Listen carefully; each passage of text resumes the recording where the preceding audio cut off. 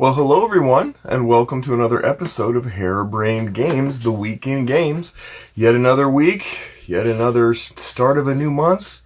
Wow, crazy. So, let's get to the news.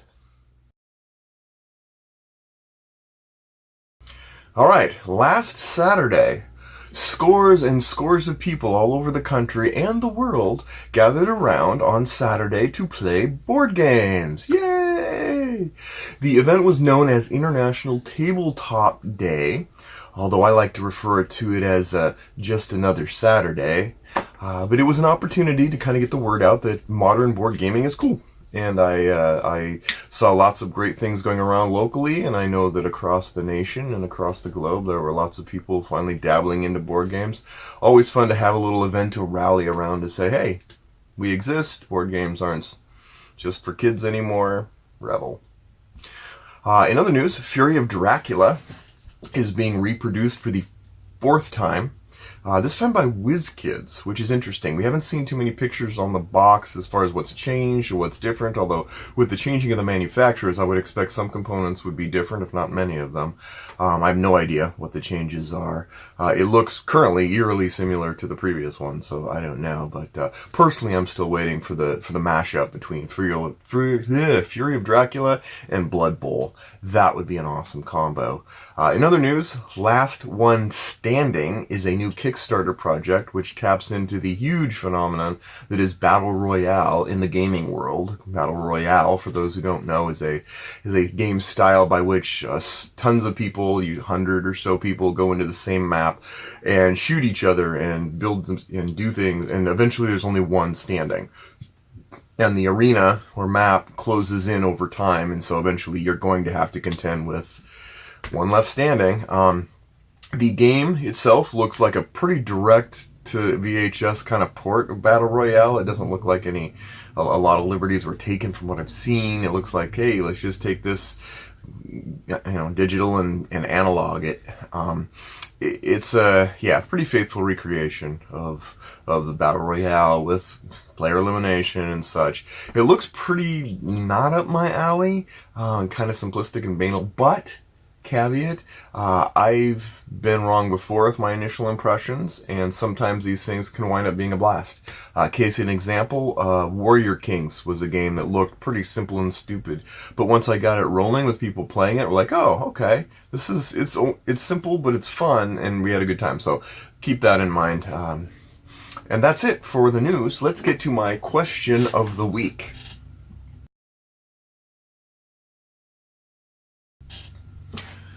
Okay, so taking a little break from the art questions this week, I had a fellow come up to me and go, "What is the point of these unboxings?"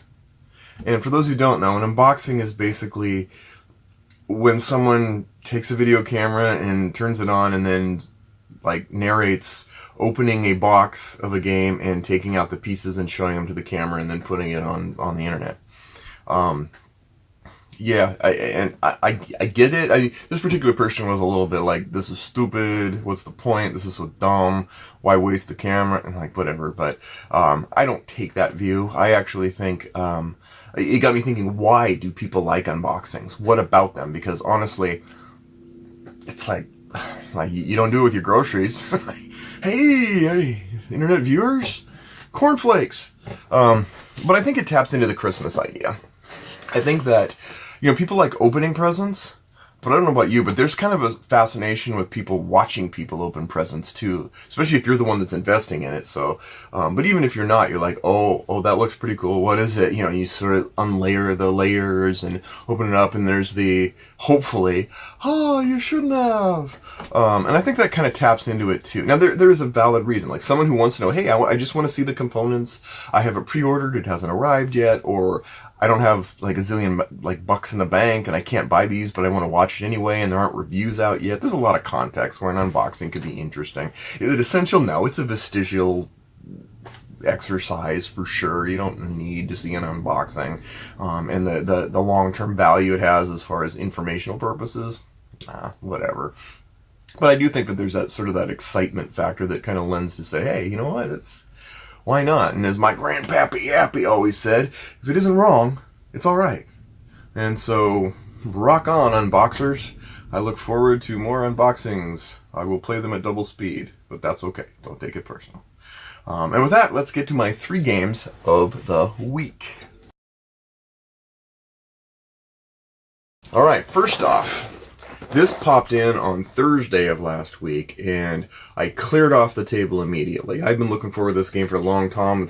It's experienced some heavy delays. It's a new game from a designer, Tom Butler. Kickstarted it, and it arrived, and oh my gosh, the artwork. Oh, it's beautiful. I love it. It's distinct.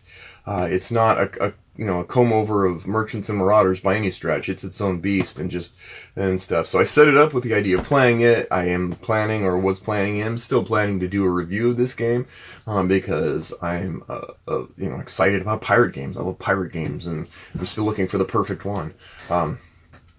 I would say that it was extremely difficult this weekend to really nail down rules. There are some issues that I ran into about just clarity of rules and stuff, and the designer, I know, on Sunday all day long was doing like shaky cam videos to get information out to people who are like, this doesn't make sense, or this looks like it's in conflict in the rule book and stuff. It doesn't say it's a bad game. I'm just one of those things where I'm gonna wait until they update the rules, and I'm gonna wait until so I packed it up on Sunday night, and it broke my heart, but that's fine. I'm gonna let it just state for a couple weeks while people kind of flesh out the nuances of the rules. Doesn't mean it's bad. It's not bad. I wouldn't even waste my time if it was bad. It's not. It's just one of those things where sometimes a game comes along and you're like, there's enough here that I want to be confident when I do a playthrough that I at least have a baseline of rules that are solidified.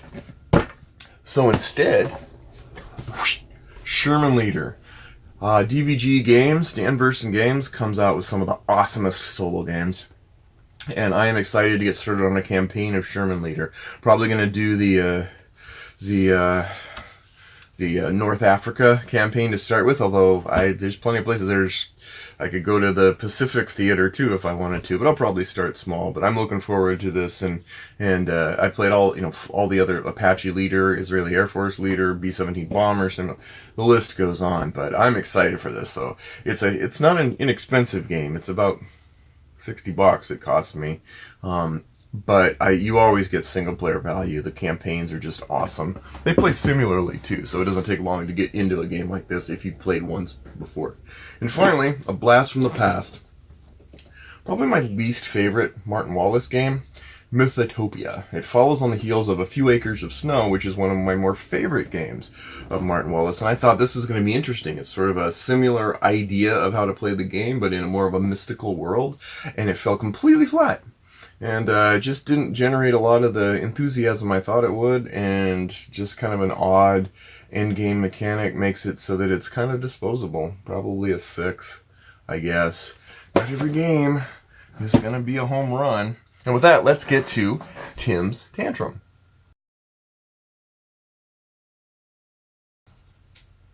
Get off my land. I got a game this week, or last week, that came in the mail. I'm not going to say the name. Some of you astute viewers may guess. It had probably 100 components, 20 different varieties of components, chits and pieces and dice and all that. And then it came with 2 baggies.